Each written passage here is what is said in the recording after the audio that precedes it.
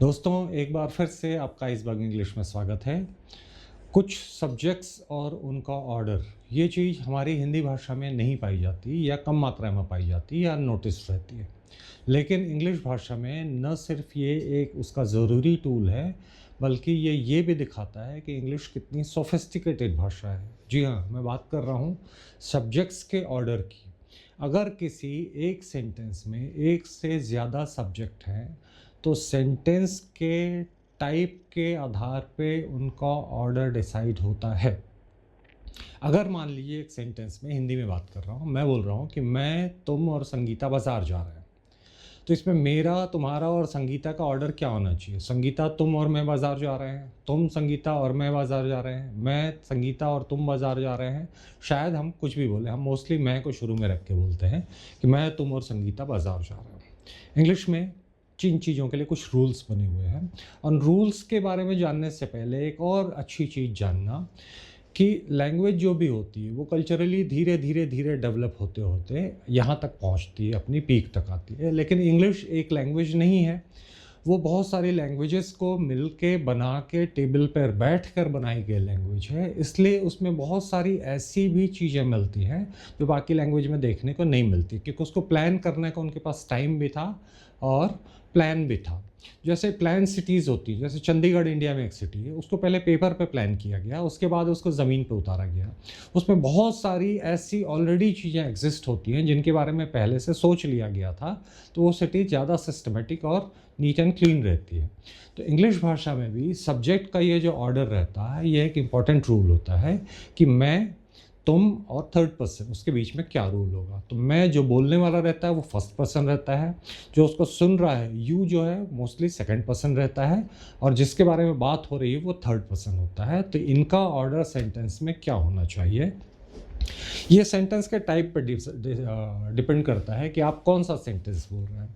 यदि आप कोई एक ऐसा सेंटेंस बोल रहे हैं जिसका मीनिंग ये निकलता है कि आप कोई क्रेडिट शेयर कर रहे हैं, आप 3 4 5 लोगों ने मिलकर कोई एक बहुत अच्छा काम किया है और उस काम के लिए आपको अप्रिसिएशन मिल रही है, तो आप उस काम के बारे में जब किसी को बताएंगे, तो आपका जो ऑर्डर रहेगा कि तुमने, उसने और मैंने मिलकर ये बड़ा वाला काम, संपूर्ण ये पूरा वाला काम पूरा किया है।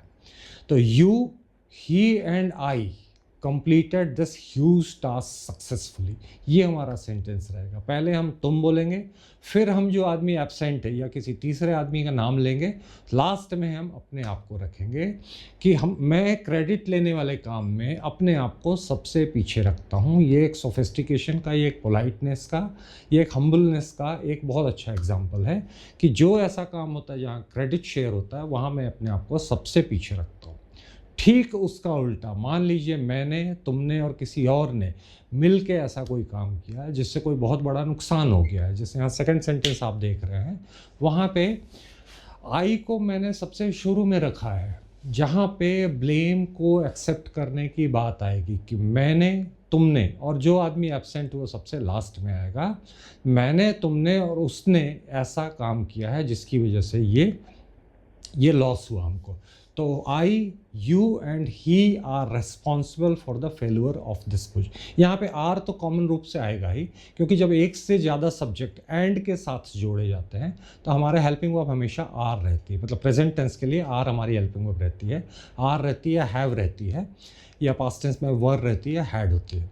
तो हम कभी भी सेंटेंस के टाइप को देखेंगे, यदि पॉजिटिव सेंटेंस, यदि क्रेडिट शेयरिंग सेंटेंस है और उसमें तीनों पर्सन है, फर्स्ट पर्सन, सेकंड पर्सन और थर्ड पर्सन, क्रेडिट शेयरिंग में आप हमेशा यू, ही एंड आई बोलते हैं। और जहाँ पे ब्लेम लेने वाली बात होती है, जहाँ पे कोई एक नेगेटिव चीज़ हो गई, वहाँ पे आप सबसे पहले अपने आप को रखते हैं कि ये काम मैंने किया है, साथ में तुमने और उसने भी। तो हमेशा क्रेडिट लेने वाले में यू, ही एंड आई, और ब्लेम लेने वाले में I, you and he are responsible. यदि हमारे पास तीन ना हो, सिर्फ दो सब्जेक्ट्स, तो वैसी कंडीशन में हम बोलते हैं you and he are responsible. तुम और वो आदमी रिस्पॉन्सिबल है इस दुर्घटना के लिए। या हम बोलते हैं यू एंड आई, यहाँ पे क्रेडिट देने वाला सेंटेंस है, you and I have committed this particular project. तो जहाँ पे क्रेडिट दे रहा हूँ वहाँ पे भी मैं अपने आप को पीछे रख लेता हूँ, यू को सामने रख देता हूँ। और लास्ट वाला सेंटेंस है ही एंड आई। जहाँ पे कोई एक अच्छा काम हुआ वहाँ बोलूँगा he and I made this project possible.